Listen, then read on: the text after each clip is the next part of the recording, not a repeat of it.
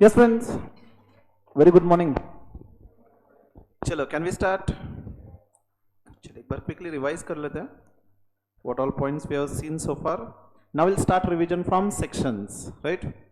चलो, तो section 1 में हमने क्या पढ़ा था? Short title, extent and commencement. The short title is Income Tax Act 1961. Extent throughout India and commencement कब से? 1st April 1962, right? तो section 2 में हमने definitions देखे थे. The sum of the definition, section 225A India definition, right? Then section 231 definition of person, section 29 definition of assessment year, right? तो India में क्या क्या कवर्ड था? Land, water, air. तो land means territory of India as per constitution. Water में हमने दो part देखे थे, territorial waters, continental shelf, exclusive economic zone. Territorial waters कहां तक रहेगा? 12 nautical miles. Continental shelf, it is the ground part which is a steep part, shallow part. And exclusive economic zone 2000 nautical miles, 200 nautical miles. And then seabed and subsoil below territorial waters, and airspace above territory or territorial waters. This was a part of India.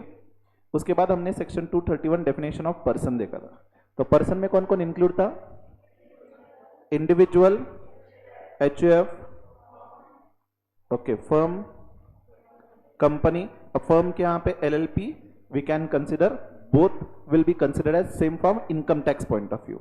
Company में हमने domestic company, foreign company देखी थी, right? पहले तो ये part complete कर लेते हैं. कंपनी के बाद AOP, BOI, then local authority and artificial judicial person. हमने डोमेस्टिक कंपनी, फॉरेन कंपनी देखी थी. डोमेस्टिक कंपनी कौन सी होगी? एक तो इंडियन कंपनी. इंडियन कंपनी कब कहलाएगी? जब वो कंपनी इंडियन कंपनीज एक्ट 2013 या 1956 है, उसके पहले कोई भी लॉ उसमें रजिस्टर्ड है, राइट? एंड सेकंड, वो कंपनी जिन्होंने इंडिया में डिविडेंड पेमेंट के लिए, डिक्लेरेशन के लिए अरेंजमेंट किया हुआ है. अब वो डिविडेंड पेमेंट करेंगे जो इंडिया में, वो इनकम कहां से होगा? इंडियन इनकम होगा. मतलब फॉर एग्जांपल माइक्रोसॉफ्ट का इंडिया से इनकम है, माइक्रोसॉफ्ट का इंडिया से इनकम है, एंड यहां पे शेयर होल्डर्स है. तो यहां पे जो इनकम कमा रहे रुपीज में, from that rupees only they will be paying dividend, and then whatever remains they will take back to their country, right? And foreign company means that company which is not a domestic company, right? Then we had seen section 3. Section 3 was definition of previous year, and section 2(9) में हमने definition of assessment year देखा था. Conceptually previous year वो होता है जिसमें हम क्या करते हैं? इनकम अर्न करते हैं. एंड करंट ईयर में जो आप इनकम अर्न कर रहे हो उसका असेसमेंट कंप्यूटेशन कब करोगे? नेक्स्ट ईयर में. तो नेक्स्ट ईयर को हम असेसमेंट ईयर कहते हैं. So previous year was that year which was preceding to assessment year, and assessment is that year which is succeeding to previous year. But assessment year compulsorily 12 months का period होगा, starting from 1st of April till 31st of March. लेकिन previous year need not be 12 months. अगर already existing business है तो 12 months का होगा. If suppose new business is been started in this particular year, तो it will be that proportionate period, right? The previous year for your syllabus, the previous year corresponding will be 23-24, and इसका corresponding assessment year will be 24-25, right? And finance act which was applicable for you was 23, right? Okay. उसके बाद हमने section 4 पढ़ा था. Section 4 was charging section, right? It says total income which is earned by person in a previous year, not assessment year, shall be assessed to tax at the rates which are been prescribed in the relevant finance act. तो हमने total income discuss किया हुआ था. Total income is calculated as first of all summation of all the heads of income. कौन से heads है? Salary, house property, profit and gains from business profession, capital gains, income from other source. ये 5 head का अगर आप total करोगे you will be getting gross total income. Gross total income में से हम चैप्टर 6A डिडक्शन लेस करेंगे, you will be getting net total income, right? Person तो हमने ऑलरेडी डिस्कस किया हुआ है, प्रीवियस ईयर डिस्कस किया हुआ है, उसके बाद हमने प्रीवियस लेक्चर में रेट स्टार्ट किया था, right, and we were discussing rates for individual. मैंने आपको कहा था कि इंडिविजुअल के लिए दो ऑप्शंस है, ऑप्शन 1 ऑप्शन 2। डिटेल में तो कुछ डिस्कस किया नहीं था हमने ऑप्शन 1 फिलहाल स्टार्ट किया था, उसको हम नॉर्मल प्रोविजन कंसिडर करेंगे and this will be called as default provision, okay, और उसको कंसेशनल रेट्स कहेंगे। अब ये क्या है, क्यों है, थोड़ी देर बाद आज ही समझेंगे, okay. So we are started with the normal rates of income tax for individual. तो for this what were the rate, अगर आपका टोटल इनकम 0 to 2.5 लाख तक है तो टैक्स रेट क्या था, नील। 0 to 2.5 लाख नील था, राइट। देन 2.5 लाख से लेकर के 5 लाख तक 5%, 5 लाख से लेकर के 10 लाख तक 20%, and above 10 lakhs it was 30%. This rate was applicable for individual। इसमें भी अगर आप रेसिडेंट हो तो आपका एज क्या होना चाहिए, 60 ईयर्स से नीचे, एंड अगर आप नॉन रेसिडेंट हो तो any age same slab rates will be applicable, and this same slab rates are applicable for HUF, AOP, BOI and artificial judicial person, right. तो हमने प्रीवियस लेक्चर में ये चार्ट आउट ड्रॉ किया था ना, okay. तो हमने ये भी डिस्कस किया था कि ये जो 2.5 लाख है इसको हम क्या कहते हैं, बेसिक एग्जम्पशन लिमिट, ओके। इसको हम क्या कहते हैं, बेसिक एग्जम्पशन लिमिट। अब ये बेसिक एग्जम्पशन लिमिट जो कैलकुलेट किया हुआ है, किसके बेसिस पे या कौन से बेसिस पे कैलकुलेट किया हुआ है, कि आज के रेट में पर मंथ कुछ तो एक 21,000 के आसपास जो अमाउंट आती है इसकी, एग्जैक्टली 2.50 को डिवाइड करेंगे 12 से, तो मिडिल क्लास को उतना तो अर्न करना है to maintain their sustenance, right. तो अगर उस पे भी हम अगर इनकम टैक्स का बर्डन डालेंगे तो it will B injustice, right. तो इसीलिए गवर्नमेंट ने कहा कि फर्स्ट 2.5 लाख तक अगर आप इनकम कमा रहे हो तो हम आपसे कोई टैक्स नहीं कलेक्ट करेंगे, राइट। तो इसके बेसिस पे ये बेसिक एग्जम्पशन लिमिट दिया था। अब मुझे बताइए कि अगर किसी पर्सन का एज 60 ईयर से ऊपर है, अगर किसी पर्सन का एज 60 ईयर से ऊपर है तो उससे गवर्नमेंट ज्यादा टैक्स कलेक्ट करेगी या कम कलेक्ट करेगी, कम कलेक्ट करेगी ना, obviously. This person is a resident, sorry resident नहीं, senior citizen, this person is a senior citizen. अब सीनियर सिटीजन नॉर्मली रिलाई करता है से पेंशन, इंटरेस्ट, डिविडेंड पे, राइट। तो एक्टिवली मोस्टली सीनियर सिटीजन काम नहीं करते, तो गवर्नमेंट ये चाहता है कि उन पे हम कोई ज्यादा टैक्स का बर्डन नहीं डालेंगे, राइट। तो गवर्नमेंट ने इसलिए क्या कहा कि ये जो फर्स्ट 2.5 लाख तक का लिमिट था वो एनहांस करके गवर्नमेंट ने 3 लाख किया हुआ, राइट। मतलब अगर कोई पर्सन सीनियर सिटीजन है तो उसका फर्स्ट 3 लाख तक टैक्स कितना होगा, नील। तो जो बेसिक एग्जम्पशन लिमिट थी वो एनहांस करके 3 लाख किया है। देखिए गवर्नमेंट कितना जनरस हो रहा है, वो टैक्स अमाउंट कितना सैक्रिफाइस कर रहा है। पहले 2.5 लाख तक था, अब 3 लाख किया, मतलब कितना एक्सटेंड किया, 50,000। अब 50,000 पे अगर उनका सीनियर सिटीजन का 2.50 लाख रहता तो 50,000 पे उनको टैक्स कितना आने वाला था, 5% से। इनकम 3 लाख तक अगर रहता एंड सपोज ये बेसिक एग्जम्पशन लिमिट एक्सटेंड नहीं किया रहता तो गवर्नमेंट टैक्स कितना कलेक्ट करता इनसे, 50,000 पे 5%, राइट। तो कितना हो रहा है ये, 2,500। गवर्नमेंट सीनियर सिटीजन को 2,500 रुपीज का बेनिफिट दे रहा है, समझ रहे हो, 2,500। अगर कोई पर्सन सीनियर सिटीजन ना हो एंड उसका अगर इनकम आ रहा है 3 लाख, ठीक है, तो टैक्स कितना आएगा उसका, फर्स्ट 2.5 लाख नील, 2.5 लाख के ऊपर कितना अमाउंट जा रहा है, 50,000, 50,000 इंटू 5%, 2,500 रुपीज टैक्स आ रहा है। एंड अगर यही पर्सन जो 3 लाख कमा रहा है वो सीनियर सिटीजन हो तो टैक्स कितना आएगा, नील। तो बेनिफिट कितना अमाउंट का दिया, 2,500। सीनियर सिटीजन को 2,500 बेनिफिट दे करके ऐसे भी क्या वो कर लेगा, 2,500 में आज के रेट में क्या आता है, फिर भी गवर्नमेंट ने इतना सारा बेनिफिट दिया हुआ है, कह सकते हैं, ठीक है। Remaining slab rates are as it is same, तो 0 to 3 लाख नील, 3 लाख से लेकर के 5 लाख इट वाज 5%, 5 लाख से लेकर के 10 lakh 20% and 10 lakh above 30%, right. अब ये जो पर्सन है जिनका एज 60 से ऊपर है एंड 80 से नीचे है, इनको हमने नाम दिया है सीनियर सिटीजन, ओके। अब कोई अगर पर्सन इंडिविजुअल है जिसका एज 80 से ऊपर है एंड फिर भी जिंदा है, ठीक है, एंड फिर भी इनकम कमा रहा है। तो गवर्नमेंट ये कह रहा है कि जो पर्सन अभी 80 से ऊपर है, ठीक है, एंड फिर भी इनकम कमा रहे हैं, बहुत सारे लोगों ने इन्वेस्टमेंट किया रहेगा, अब मोस्टली 80 के ऊपर कोई एक्टिवली काम नहीं कर रहा होगा, राइट, तो their survival will be on pension, might be dividend, interest वगैरह वगैरह। तो गवर्नमेंट इनको और ज्यादा बेनिफिट देना चाहती है, तो गवर्नमेंट ने क्या कहा कि 0 to 5 लाख हम आपसे कोई टैक्स नहीं कलेक्ट करेंगे, 5 लाख तक का बेनिफिट दिया हुआ है, ओके, एंड 5 लाख से 10 लाख डायरेक्टली 20%, यानी कि जो फर्स्ट 5% वाला जो स्लैब था इनके लिए कैंसिल ही किया गया, okay, and 5 lakh to 10 lakh 20% and 10 lakh के ऊपर 30%। अब ये जो स्लैब रेट्स है इनका थोड़ा इंप्लीकेशन देखते हैं by solving some examples. Will calculate the tax to see how the basic tax is calculated if the person is resident, non-resident, age is say less than 60, more than 60, more than 80, in all these cases यह रहेगा अपना basic tax. And always remember जो भी tax आएगा irrespective of what ever is the nature, आप resident हो, non resident हो, senior citizen हो, what ever may be the nature, health education से हमेशा आपको ऐड करना है 4% से।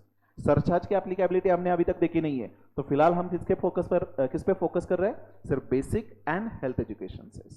तो what we'll be doing कि should we solve the examples, right करेंगे या सिर्फ डिस्कस करेंगे, क्या करें, will write some of the examples at least, right, okay। तो आपने जो चार्ट ड्रॉ किया था उसके नीचे हमने ऑलरेडी एक पॉइंट लिखा था ना, these rates are applicable for HF, AOP etc. तो just keep some 4-5 lines blank below it and write down examples for calculation of tax।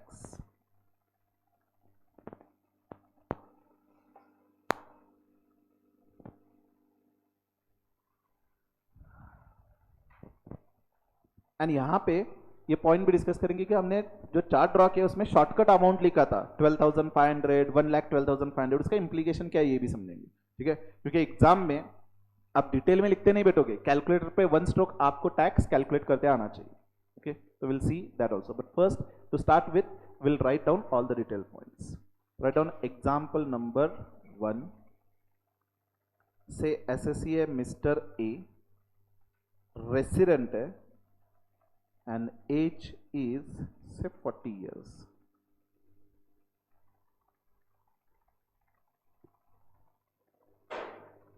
and यहां पे लिखिए टोटल इनकम, सेवरल कॉलम्स करेंगे, 2.40 lakhs से 3,90,000, 4,70,000 से 8 lakhs, 15 lakhs एंड 20 lakhs, इतने columns draw करो।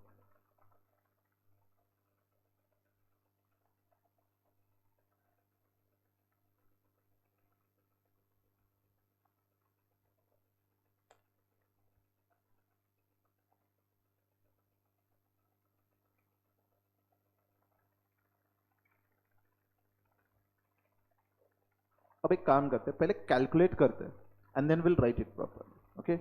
तो you tell me first of all कि अगर आपका टोटल इनकम 2,40,000 है तो टैक्स कितना आएगा, 0, क्योंकि 2.5 लाख से नीचे। अगर आपका टोटल इनकम 3,90,000 है तो टैक्स कितना आएगा, 7,000। अब ये 7,000 कैलकुलेट कैसे करेंगे, कैसे किया आपने कैलकुलेट, 3,90,000 माइनस 2,50,000, तो जो बैलेंस आ रहा है उस पे हमने 5% से कैलकुलेट किया, तो 7,000 the amount was coming, right. तो here we are calculating, don't write anything, 3,90,000 minus 2,50,000, so it is coming to 1,40,000। इस पे हमने 5% से कैलकुलेट किया था 7,000, एंड देन इसके ऊपर आप हेल्थ एजुकेशन से भी ऐड करोगे @4%, तो 7,000 पे 4% कितना आएगा, 280, तो एक्चुअल टैक्स आएगा आपका 7,280, राइट। 4,70,000 पे टैक्स कितना आएगा, 11,000, कैलकुलेटर पे कैलकुलेट कैसे करोगे? 4,70,000 माइनस करेंगे 2,50,000, राइट? तो amount you are getting is 2,20,000। इस पे हमें 5% से कैलकुलेट करना है, so that will be 11,000 and इसमें हेल्थ एजुकेशन से ऐड करेंगे, तो timing that we are ignoring, right? अगर आपका टोटल इनकम 8 लाख है,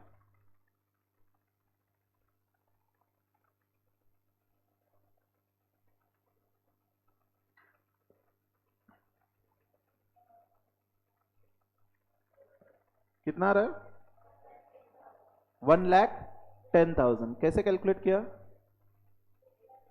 8 lakhs minus 2,50,000 and whatever that amount you are getting is 550। इस पे हमने क्या कैलकुलेट किया है? 20%। 72,500। 72,500 शुड बी करेक्ट। अब समझिए कैसे। देखिए मेरा इनकम 0 से लेकर के 8 लाख तक जा रहा है, राइट? तो जो स्लैब रेट्स है इन दैट पर्टिकुलर इनकम, जो हमने टैक्स रेट लिखा है उसी से कैलकुलेट होगा। मतलब मेरा जो टोटल इनकम है 8 लाख, 8 लाख में से फर्स्ट 2.5 लाख तक टैक्स कितना होगा? नील। तो I can write 0 to 2.5 lakh tax is nil. अब 2.5 लाख से लेकर के 5 लाख तक ये अमाउंट कितना हो रहा है? 2,50,000। Now on this 2,50,000 tax rate applicable will be 5% only. Okay, तो 2,50,000 से लेकर के 5 लाख तक जो इनकम आ रहा है दैट इज 2,50,000, इस पे हम 5% से ही कैलकुलेट करेंगे, दैट इज 12,500। एंड 5 लाख से ऊपर 8 लाख तक इनकम कितना जा रहा है? 3 लाख बराबर 5 लाख टू 8 लाख तक। अब ये इनकम पे 20% से टैक्स होगा, तो 5 लाख से लेकर के 8 लाख तक। Now it is coming into the slab of 5 lakh to 10 lakh, and in this slab the tax rate was 20%, तो इट विल बी 60,000, तो tax coming will be 72,500। Have you understood how to calculate? तो इसीलिए ये स्लैब रेट्स इंपॉर्टेंट है, आप एक एक करके अगर सेपरेटली लिखो, लेकिन क्या एग्जाम में इतना टाइम नहीं रहेगा, राइट? तो how will be calculating directly on your calculator? What you have to see कि आपका जो इनकम है कौन से स्लैब के ऊपर जा रहा है, मतलब 2.5 लाख के ऊपर जा रहा है एंड 5 लाख से नीचे, या 5 लाख से ऊपर जा रहा है 10 लाख से नीचे। ओके, तो यहां पे अपना इनकम 5 लाख से ऊपर जा रहा था लेकिन 10 लाख से नीचे, राइट? तो आपको क्या करना है? 5 लाख तक जो टैक्स है वो याद रखना है, आगे जाके जितना हम प्रैक्टिस करेंगे ऑटोमेटिकली याद रहेगा। तो 5 लाख तक आपका टैक्स कितना आएगा? ये देखिए, ये 0 to 2.5 लाख तक नील है, राइट? एंड 2.5 लाख से लेकर के 5 लाख तक इनकम कितना हो रहा है? 2,50,000। इस पे 5% यानी कि 12,500। तो एग्जैक्टली अगर मेरा इनकम 5 लाख है तो मेरा टैक्स कितना आएगा? 12,500। This amount you have to remember, automatically will remember. Okay, तो कैलकुलेट करते टाइम कैसे करेंगे कि आपका इनकम 8 लाख है, 5 लाख से ऊपर है, तो simply will be taking on your calculator 8 lakh minus 5 lakh, 3 lakh into 20%, 20% क्योंकि यहां पे स्लैब रेट 20% वाला है, तो will be getting 60,000। And 5 lakh तक आपका टैक्स ऑलरेडी पता है 12,500, तो 60,000 में 12,500 ऐड करेंगे, that is 72,500। Have you understood? Either you can write in detail manner और directly you can calculate on your calculator. Okay, तो tell me again, suppose your income is 9 lakhs, तो what will be your tax? 92,500, right? अब ये calculate कैसे कर रहे हो? I will show in both the manner. पहले तो slab rate 0 to 2.5 lakh nil, 2.5 lakh से लेकर के मुझे 5 लाख तक कंसिडर करना होगा क्योंकि 5 लाख से एक्सीड कर रहा है, राइट? तो 5 लाख तक 2.5 lakh the amount will B into 5%, that is 12,500।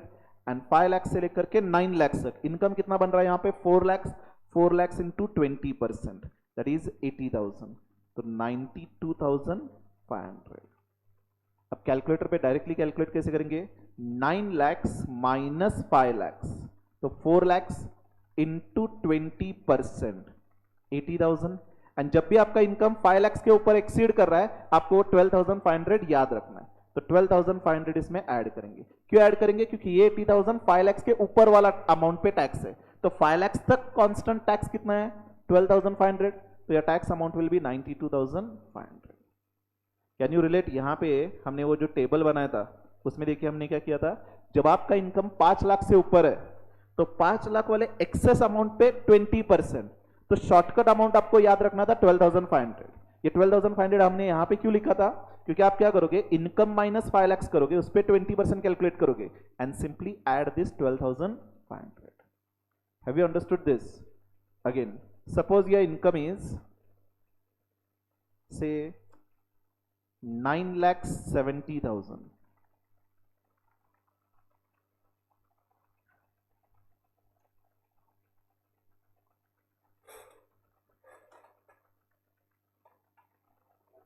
कितना आ रहा है 1,06,500।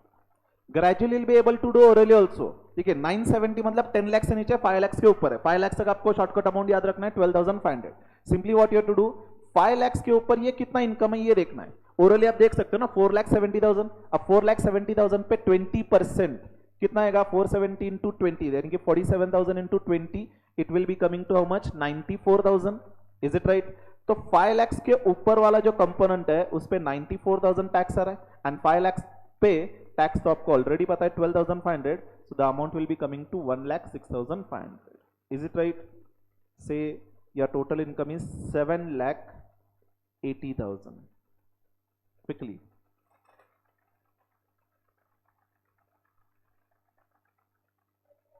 68,500, राइट? क्योंकि यहां पे 5 लाख के ऊपर कितना अमाउंट आ रहा है 2,80,000। अब 2,80,000 पे 20% से चार्ज होगा यानी कि 56,000। 56,000 is the tax on this amount. 5 lakh तक टैक्स कितना था 12,500, तो 56,000 plus 12,500 68,500। Have you all understood this? Now when your income exceeds your 10 lakh, चलिए पहले तो देखते हैं कि अगर इनकम एग्जैक्टली 10 लाख हो तो क्या होगा। पहले तो मुझे बताइए एग्जैक्टली 10 लाख हो तो 30% वाले में जाएगा या 20% में रहेगा? 20% में रहेगा ना। हमने लिखते टाइम देखिए टेबल में क्या लिखा था, अप टू अमाउंट लिखा था, यानी कि उस टाइम मैंने आपको कहा था कि more than up two is also relevant, right? तो एग्जैक्टली 10 लाख है मींस यहां पे अप टू 10 लाख लिखा है, ओके? तो एग्जैक्टली 10 लाख तक टैक्स रेट विल बी 20। अब 10 लाख 1 रुपया करो तो जो एक्सेस 1 रुपी जो है 10 लाख के ऊपर वाला that will B tax at 30%, okay? तो यार 10 लाख अगर आपका एग्जैक्ट इनकम है तो टोटल टैक्स कितना बनेगा 1,12,500, राइट? 0 to 10 लाख में 0 to 2.5 लाख तक नील, 2.5 लाख तक, सॉरी 2.5 लाख से लेकर के 5 लाख हमने ऑलरेडी कैलकुलेट किया, ये 2,50,000 पे 5% यानी कि 12,500 फिक्स होगा। एंड 5 लाख से लेकर के 10 लाख इनकम कितना बन रहा है यहाँ पे 5 लाख, इस पे 20% यानी कि 1 लाख, तो ये total 1,12,500। Now this we have written as second shortcut amount 1,12,500। इसका मतलब ये हुआ कि जब भी आपका इनकम 10 लाख के ऊपर जाएगा आप क्या कर सकते हो, 10 लाख के ऊपर वाला जो अमाउंट है उस पे टैक्स कैलकुलेट करो। 10 लाख तक टैक्स तो ये कांस्टेंट रहेगा 1,12,500, राइट? तो से अगर आपका इनकम है 13 लाख, तो how will be calculating, will be able to calculate immediately 2,02,500, right? 10 lakh से लेकर के 13 लाख यानी कि इनकम कितना बन रहा है 3 लाख, 3 लाख इंटू 30%, तो इनकम सॉरी टैक्स कितना होगा 90,000 एंड 10 लाख तक कांस्टेंट टैक्स इज 1,12,500, तो this plus this 2,02,500 in all cases will be adding health education cess, वो तो फिक्स ही रहेगा। Have you all understood? Suppose आपका इनकम है 20 लाख,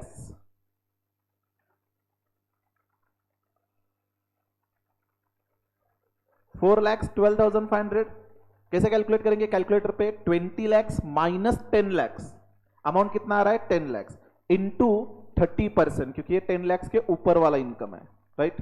तो it is coming to how much 3 lakh and 10 lakh तक टैक्स कितना है ये तो आपको पता है ऑलरेडी 1,12,500, राइट? तो 3 lakh plus 1,12,500 you will be getting is 4,12,500, right? Have you all understood this tax calculation? So while writing we'll write in detail. तो हमने ऑलरेडी टेबल बनाया ना यहाँ पे, एक्चुअली मैं अगेन लिखता हूँ, just tell me the amounts. Total income मैंने क्या क्या लिखा था हमने, 2,40,000, 3,90,000, then 4,70,000, 8 lakhs, 15 lakhs, 20 lakhs. Now while writing here will show in detail, तो 0 to 2,50,000 यहाँ पे particulars का एक कॉलम बना सकते हैं हम। तो in all cases the tax will be nil, right? Then 2,50,000 to 5 lakhs at the rate 5%.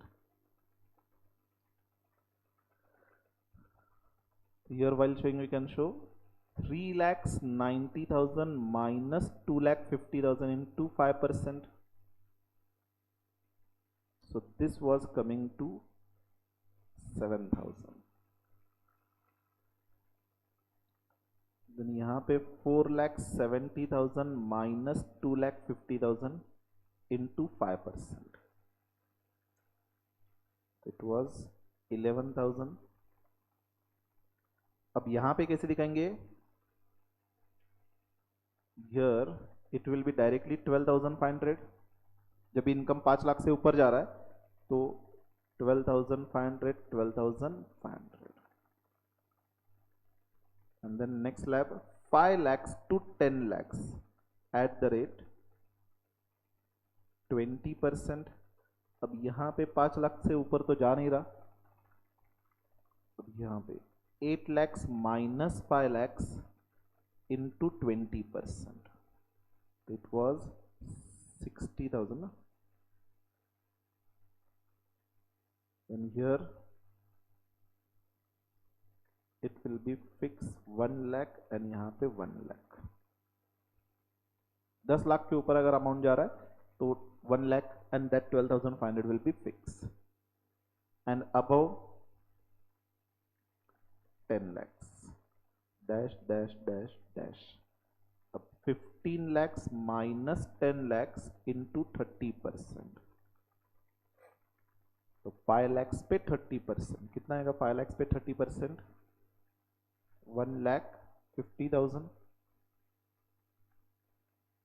And यहाँ पे 20 lakhs minus 10 lakhs into 30%. So this was 3 lakhs. Now you can see total nil. यहाँ पे 7,000, यहाँ पे 11,000, then 72,500. Here 2,62,500 and 4,12,500.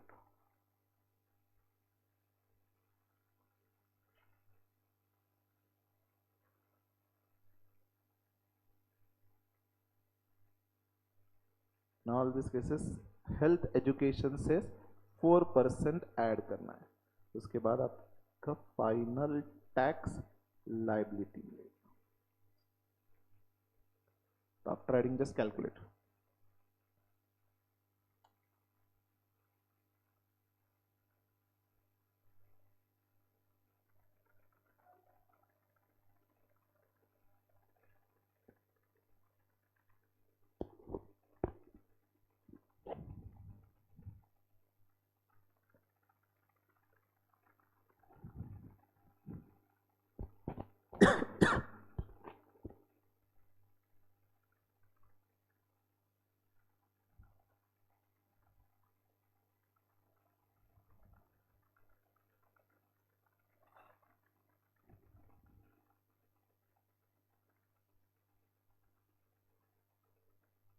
You can just add 4% and calculate total.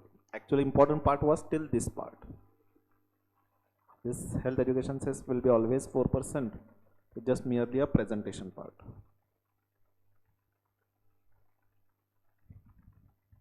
Done.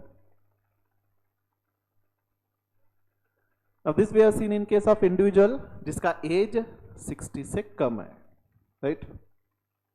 अब एक कोई person अगर सीनियर सिटीजन हो तो we'll see the tax calculation. Okay. Have you all completed till here? Write down example number 2. Mr.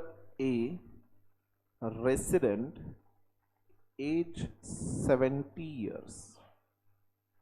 Mr. A, resident, age 70 years. And यहाँ पे total income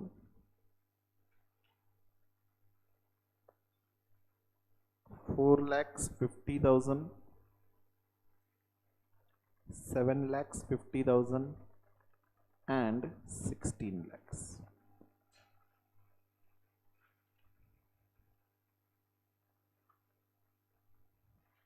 Now directly I can calculate. अच्छा चलो slab में ही दिखाते हैं यहाँ पे भी. Will show in the slabs only. But while calculating you will be calculating in the on your calculator directly. Okay. तो पहले तो मुझे बताइए 4,50,000 पे टैक्स कितना आएगा. Will not write anything. Just tell me the tax amount over here. 7,500. अब यहाँ पे सीनियर सिटीजन है, age 70 years is there, right. तो उसके लिए स्लैब रेट क्या होगा, बेसिक एग्जम्पशन लिमिट 3 लाख तक, बराबर. तो 4,50,000 में से पहले 3 लाख लेस करेंगे क्योंकि फर्स्ट 3 लाख पे कोई टैक्स है ही नहीं. तो आ रहा है अमाउंट यहाँ पे 1,50,000 into 5%, so it will B 7,500, right. अगर कोई सीनियर सिटीजन है जिसका इनकम एग्जैक्टली 5 लाख है तो टैक्स कितना आएगा, एग्जैक्टली 5 लाख है 10,000. देखिए 5 लाख जो इनकम है 0 to 3 लाख तक बेसिक एग्जामिनेशन लिमिट, 3 लाख से लेकर के 5 लाख इनकम कितना है 2 लाख, 2 लाख पे 5% 10,000. तो यही अमाउंट 10,000 हमने शॉर्टकट अमाउंट में लिखा है अपने चार्ट में, बराबर.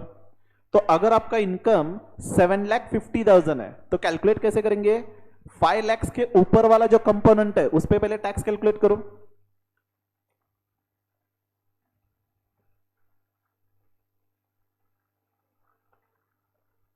फाइव लाख के ऊपर कंपोनेंट कितना है 2,50,000. अब यहां पे टैक्स रेट क्या एप्लीकेबल है 20%. तो 2,50,000 इंटू 20% कितना आएगा 50,000. एंड 5 लाख तक टैक्स कितना आएगा एग्जैक्टली 10,000, राइट. तो it will B total tax liability कितनी आएगी 60,000.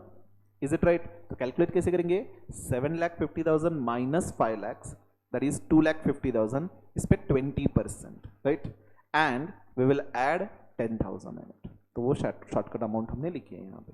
तो यहाँ पे टैक्स कितना आ रहा है आपका 60,000 ना total. Now if exactly income is 10 lakh तो टैक्स कितना आएगा, सिंपली याद रखिए सीनियर सिटीजन के केस में गवर्नमेंट ने बेनिफिट कितने अमाउंट का दिया था 2,500 का दिया था. तो अगर आप सीनियर सिटीजन नहीं हो तो टैक्स कितना आ रहा था 1,12,500. अब 2,500 का बेनिफिट अगर मैं निकाल दूं तो कितना आएगा 1,10,000.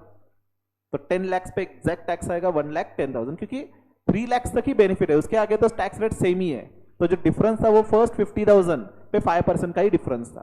तो 1,10,000 हमने शॉर्टकट अमाउंट में लिखे वहां पे, बराबर. तो अगर आपका इनकम है 16 लाख तो कैलकुलेटर पे कैलकुलेट कैसे करेंगे 16 लाख माइनस 10 लाख, अमाउंट आ रहा है 6 लाख. 6 लाख पे 30%, तो will be getting 1,80,000. And 10 lakh तक कांस्टेंट या फिक्स टैक्स कितना था 1,10,000 बीइंग अ सीनियर सिटीजन. तो टोटल टैक्स लायबिलिटी आ रही 2,90,000.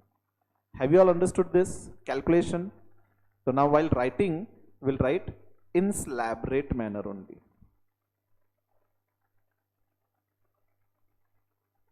तो here I will write 0 to 3 lakhs nil, 3 lakhs to 5 lakhs at the rate 5%. तो यहाँ पे 4,50,000 माइनस 3 lakhs इंटू 5%, 7,500. अब यहाँ पे तो 5 lakhs से ऊपर जा रहा है तो 5 lakhs minus 3 lakhs into 5%. So this amount will B 10,000. यहाँ पे भी पहले 5 लाख तक अमाउंट 10,000 फिक्स रहेगी. Now 5 lakhs to 10 lakhs at the rate 20%. तो यहाँ पे तो डैश आएगा. अब 5 lakhs के ऊपर इनकम मतलब 7,50,000 में से 5 lakhs लेस करेंगे एंड इस पे 20% से टैक्स लगेगा। तो 2,50,000 पे 20% यानी कि 50,000 होगा। अब आपका इनकम 16 लाख यानी कि 10 लाख के ऊपर ऑलरेडी जा चुका है, तो यहां पे 10 lakh minus 5 lakh into 20%, this will B 1 lakh and about 10 lakhs at the rate 30%। तो यहाँ पे इनकम 10 lakhs के ऊपर कितना है, 16 lakhs minus 10 lakhs that is 6 lakhs into 30%, तो 1,80,000। The final tax liability will be 7,500, 60,000 and 2,90,000.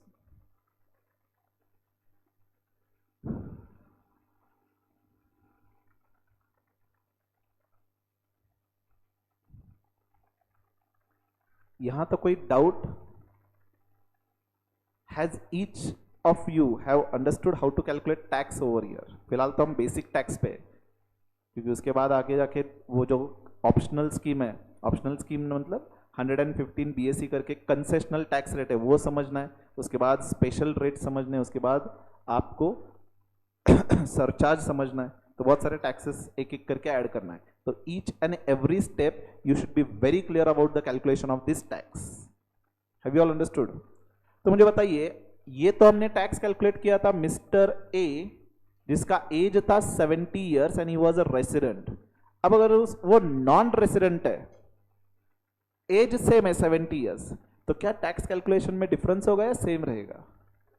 Difference होगा, क्योंकि ये जो कंसेशनल बेनिफिट जो दिया था कि पहले 3 लाख तक या 80 से ऊपर हो तो पहले 5 लाख तक आपको जो टैक्स नहीं भरना था वो सिर्फ रेसिडेंट के लिए था, नॉन रेसिडेंट के लिए कोई बेनिफिट नहीं है, राइट? तो हमने ऊपर चार्ट में देखिए लिखते टाइम कैसे लिखा था, देखिए नॉन रेसिडेंट हो तो एनी एज लिखा है, ओके? तो उसके लिए ये जो नॉर्मल अपने स्लैब रेट है वही अप्लाई होंगे।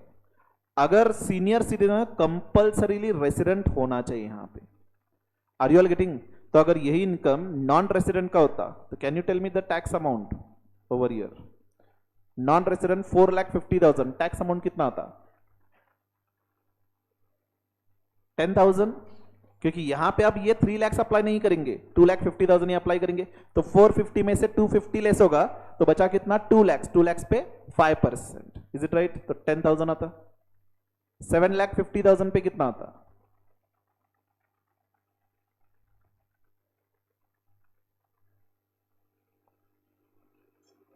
62,500। कैसे करेंगे? 7,50,000 माइनस 5 लाख, तो 250 पे 20%, 50,000 एंड 5 लाख तक नॉर्मल केस में टैक्स रेट हमने शॉर्टकट अमाउंट कितना लिखा था? 12,500, तो 50,000 प्लस 12,500 62,500।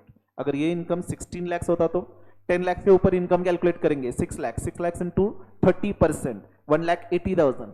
10 लाख तक नॉर्मल टैक्स रेट कितना था? टैक्स अमाउंट 1,12,500, तो this would have been 2,92,500। Are you getting? Similarly, last example,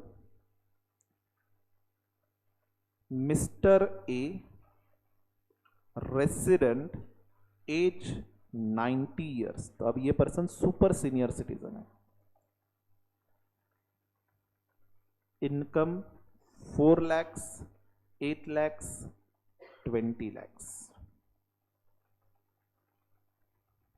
चलिए बताइए, अगर आपका इनकम 4 lakhs है तो टैक्स कितना आएगा?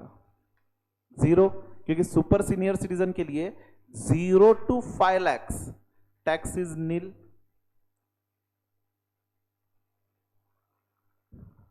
अगर सुपर सीनियर सिटीजन का इनकम 8 lakhs है तो टैक्स कितना आएगा?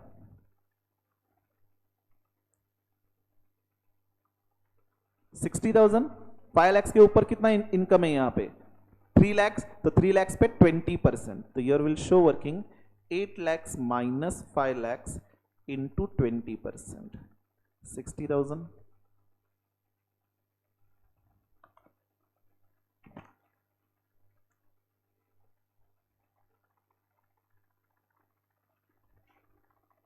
डन।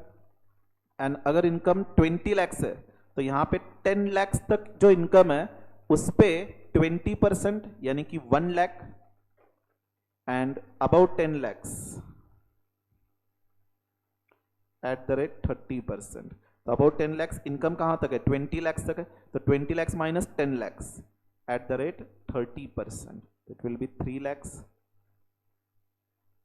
तो टैक्स अमाउंट विल बी नील, यहां पे 60,000 एंड यहां पे 4 lakhs।